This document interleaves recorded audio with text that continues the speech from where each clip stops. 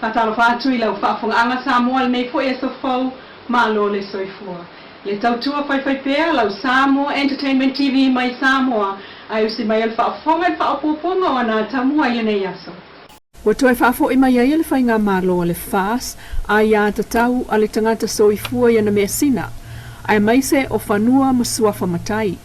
Ina ua toi taliwa tuai Male manuia le taamilo sanga le mtanga luenga o whamsinonga I lona pulenga I leli ofisa sili male au whainga luenga mai savai. O le aitele o le taamilo sanga peo na mai tawina I whaatal noanga I tu malo mafio anga o le langolango ina malo sile o le toe whaafo I o tulafono whaavaya Samoa. Maona teuteunga I le ta otonga sa iai talu mai le tulafono le tasiva voltasi. E au fiai male aia tatau o le tangata sa pango ta le suafa matai. Na ava ese ele tula fono le lua o lua o.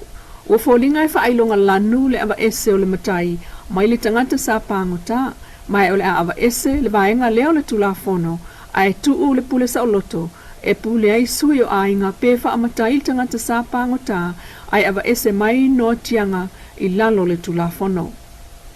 Na mai tawina I le fono le na whaia le fiu anga o sa fotu, o le itu malo na fuli lana langolango le whainga malo le HRPP, ma whaawau mai ai lava no fo inga soo o ave lava la lato langolango I le whaipule le HRPP e pui a ia tawa tangata. Peitai I le saunoanga le li o le tū le fio ngā la vea yeti na ia langolango ina malo sia I le au ngol whaatal noanga masuinga ma ia saunoa.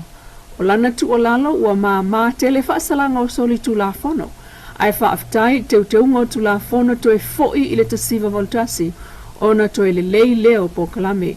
Malo whaaftai malo le uta, e ese le mana ia. Langa o mea ia na a ta tope mai ana whaipalota. O lau tala sa whai le whaatala no ina o mato I tu malo, sei vai ane ale ma manu wa fia ne. O le oti ngā tangata le mea lea. O le mea ua fia sfuru tausanga ai talia le toi ino ino. Whaftai tō whaauahe lau fionga le polisili, a whai hos whautuanga alo tō minista, ia, ma alo whaftai ngā rurue. Lea ngā o mene o whanua masua whae, e ese alma ale ale. E pao ale mea e watuela u whautuanga. O le ave ese ina o le suafa matai ma le tangata. O le pie whama mawhal tū la whono, mo sol tu la fono mo tangata na whatuipui. Ai e le situ ai ngā matai e umana whaile matai e le sa uswara velave. O le tupu mere na, e fiu fe au o le sa o le ainga e le sa. A whatu stusala e le tangata na whatuipui, ai sa au wai le telo whara velave.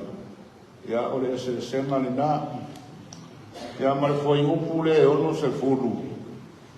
I whasalanga I se mama I o I whasalanga. E alo tala saoa. O aso le iwa anual tangata na la verta vale le whamisinonga ma avele lua afi. Nana whai mai al whamisinonga. E afe lima se laula usala I o atu talakta e aua iai. E o mal whamisinonga ma tongi. Me foi na lea tupu il whamisinonga ko I o neime o maruanga ma aisa. E ana ona fai so e tangata ia e ulawa vale I nei mea. O le maa o whasalanga. Nana tua e lunga le whamisinonga e toru maa sina pe whawa I aso. Sio no lorta longa e tangata ia le mea. Ia pena le pauna nai me watuai se mātou tua lalo. Ai whawhetai ia mo le nei awa noa utoe au mai e. Na ia whautua ina fo il whamsinonga. O le tūlanga I whaatonu, a wol toi avatua, ai fia whai whasiri whaingatā. Wa sa oi nei Samoa atua I upolu ma sa vai il whaatala noanga o teuteu ngol whaavai lua olua wha, ma le tula fono tau whaofiu teuteu ngol tula fono whanua mswafa lua olua wha. O le si fono al palmene o loma nei, sa unoal ofisilo whamsinonga papali I John Taimalelangi, o le atala noi nai le vaenga o teuteu ngol tula fono o ta uailunga. Enisi o tala, le aso whaamanatu e iei fia masasa o loo whaangasa loi nei tātua tunu.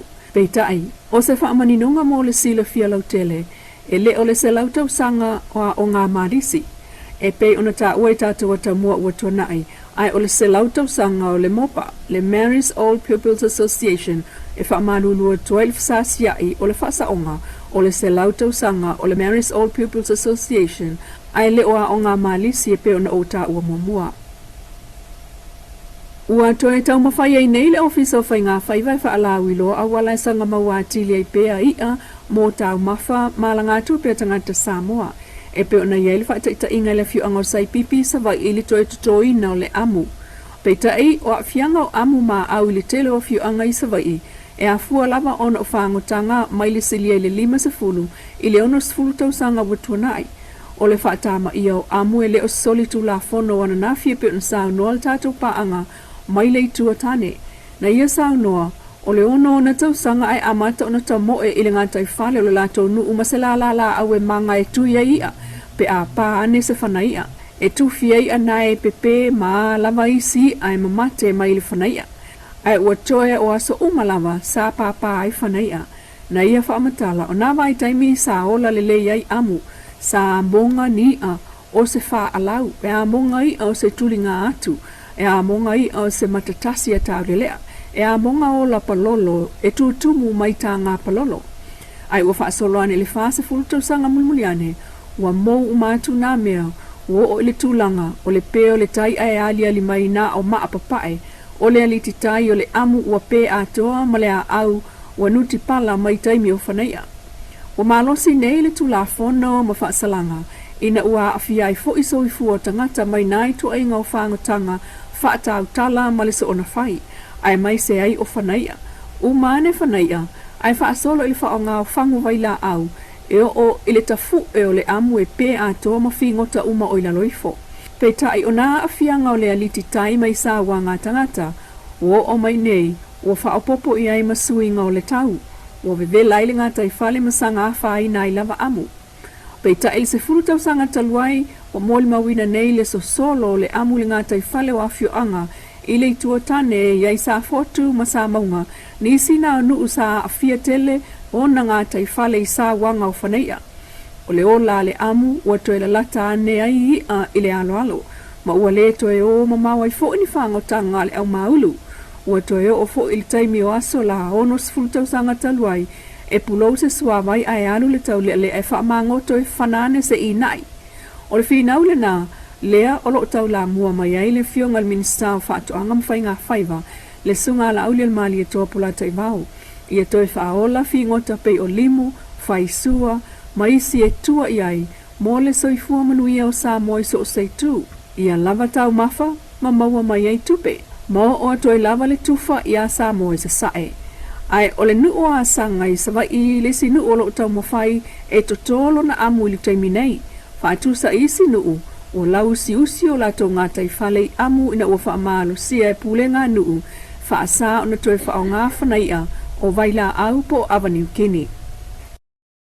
Whaftai lau whaafonga le tautua whaiwhai pēa le Samoa Entertainment TV mai Samoa, ili nei fo i tūla, mana tamua.